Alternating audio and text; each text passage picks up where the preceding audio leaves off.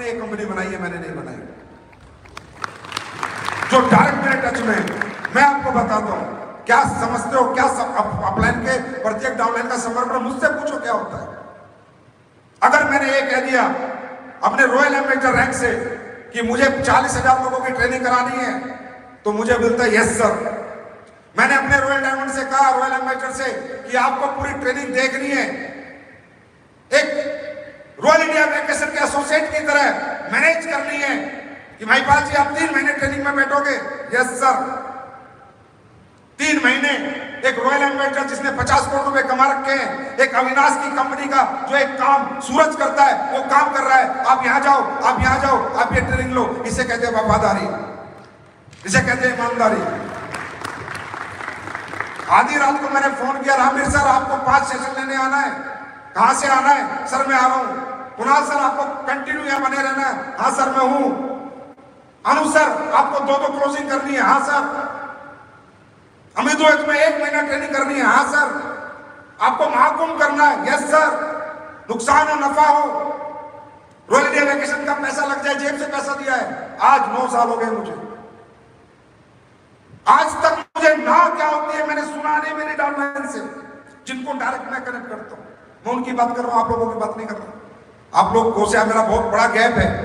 जिनसे मैं काम लेता हूं या जिनके साथ काम करता हूं, जिनके साथ मैं प्लानिंग स्ट्रेटेजी बनाता हूं, उन लोगों ने आज तक ना नहीं कहा, किसी भी काम के लिए ना नहीं कहा। आधी रात को 2 बजे बोला यस सर।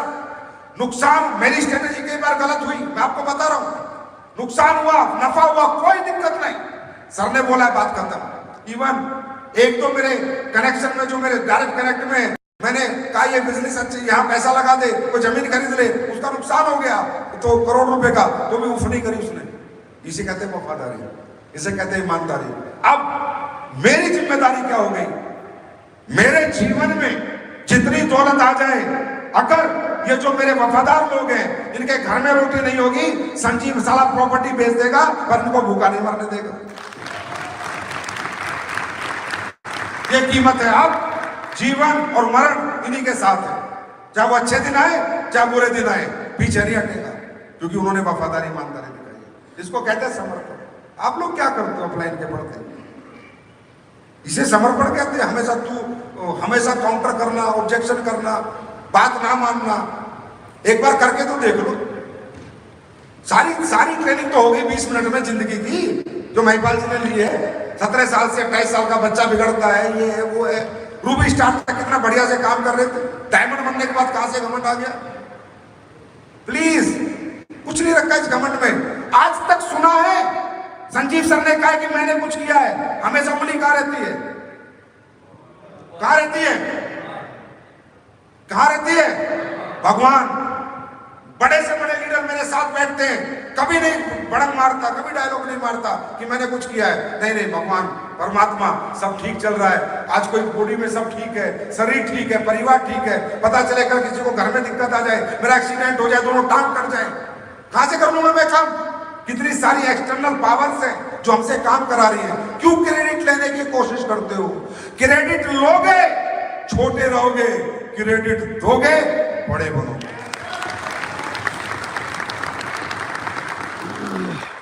मैंने मेरी जिंदगी में आज तक क्रेडिट नहीं लिया कि मैंने कुछ कर दिया। तुम्हें मालूम है, जो सोच आती है कि संजीव सर की प्लानिंग स्ट्रॉन्ग है, मेरी प्लानिंग स्ट्रॉन्ग नहीं है। ऊपर वाला सोच देता है उस प्लानिंग की, तो आ जाती है, क्योंकि ऊपर वाला प्यार करता है। क्योंकि मैंने जिंदगी में ये माना है कि उसकी मर्जी के बिना मेरा प्लान है, भगवान है, उससे बिना मैं कोई काम नहीं करता। तो वो अच्छी सोच दे देता होगा, तो अच्छी प्लानिंग हो जाती होगी, अच्छे रिजल्ट आ जाते होंगे। मेरी क्या औकात है? 12th पास आदमी साला, MBA मैंने करी नहीं, मार्केटिंग मैंने करी नहीं, BBA मैंने करी नहीं, कोई कोचिंग मैंने मार्केटिंग की ली नहीं। उसके बाद 3,000 करोड़ की कंपनी बना दी। ये मैंने नहीं बनाई, ऊपर वाले ने बनवाई है। अच्छे विचार दिए, अच्छे तौर तरीके सिखाए, गलत कोई सोच नहीं आई, सब अच्छी सोच आई तो बने। तो प्लीज ये मतलब जमाने वाली गलतियां इस कामयाबी के धंधे में नहीं होती दोस्त।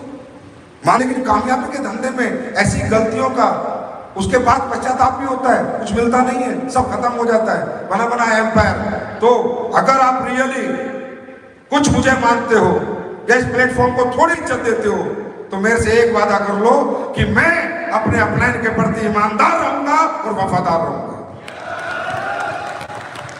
कितने लोग वादा करते हैं? दिल से, दिमाग से नहीं, दिल से, दिल से। मैं गारंटी देता हूं, लिख के ले जाना, स्टाम्प पेपर ले आओ, साइन करके दूंगा 100 करोड़ का, साइन करके दूंगा। ईमानदार। अपलाइन ने बोला रात को 2 बजे, यस सर, यहां जाना, यस सर, वहां आना, यस सर, इतने लोग लेके आने, यस सर। जो कहा, पैसा गया, बाहर में गया, बर्बाद करेगा, बाहर हो जाएगा, आबादी वो कर देगा। सब कुछ कर सकता है आपका अपलाइन। आज तक किसने साथ दिया है? हाँ, किसने साथ दिया है? अपलाइन ने पैसे कम बड़े दिए नहीं दिए? परेशानी आई है, करिए, मदद नहीं करी, किसने साथ दिया है? तो क्यों नहीं देगा? ये कल्चर डेवलप करो, ये संस्कार डेवलप करो, ये एजुकेशन डेवलप करो, ये मेंटलिटी डेवलप करो, ये अपनी सोच हमेशा पॉजिटिव रखो। देखो, मैं हमेशा कहता हूं आज मौका है, मैं ये बात इतनी क्यों कर रहा हूं? आज मौका है, आज गिले शिकवे भुलाने का दिन है।